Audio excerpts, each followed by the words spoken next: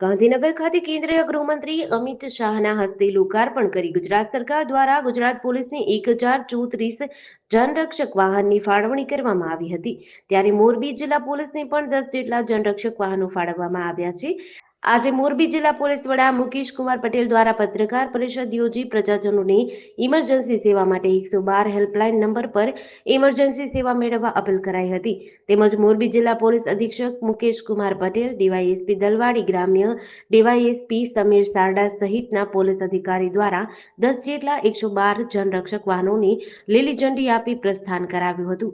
તેમજ મોરબી જિલ્લાના લોકોને ઇમરજન્સી સેવા માટે હવે એક જ હેલ્પલાઇન નંબર 112 પર કોલ કરી ઇમરજન્સી સેવા મેળવવા જિલ્લા પોલીસ વડા મુકેશ કુમાર પટેલે અપીલ કરી હતી।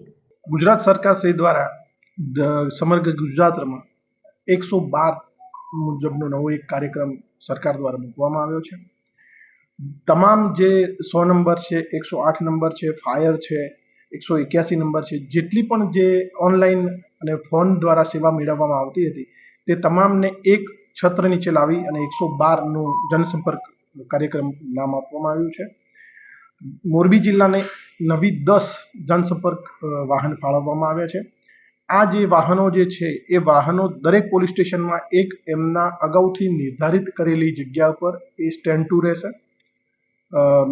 હળવદ અને મોરબી તાલુકામાં બે છે, બાકી દરેક પોલીસ સ્ટેશનમાં એક વાહન ફાળવવામાં આવ્યું છે।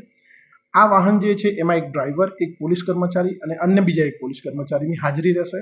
રાઉન્ડ ધ ક્લોક સેવા પર કાર્યરત રહેશે।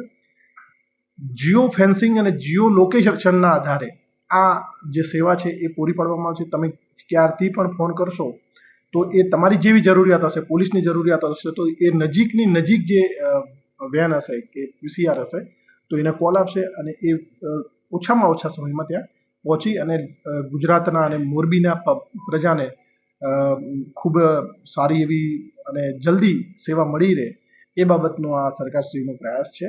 અને મારી મોરબી જનતાને આપના થકી એ વિનંતી છે કે આપણે જ્યારે પણ આ સેવાઓ પૈકી કોઈની જરૂર પડે તો આપ 112 112ને કોલ કરશો તો તમામ સેવાઓ તમને એક જ મોબાઈલ નંબર ઉપરથી મળી જશે। તો તમામ નાગરિકોને, આમ જનતાને મારી વિનંતી છે કે 112 નંબર હવે સેવ કરી લો અને અમે દિન રાત આપની સેવામાં તત્પર છીએ। એ પીસીઆર અત્યારે હાલ ટેમ્પરરી જ્યાં સુધી આનું કાર્યક્ષેત્ર અને વ્યવસ્થિત રીતે સુચારુ રીતે ચાલુ ન થાય ત્યાં સુધી પીસીઆર તો ચાલુ રહેશે। જેડીસી ન્યૂઝ સાથે શ્રીકાંત પટેલ, મોરબી।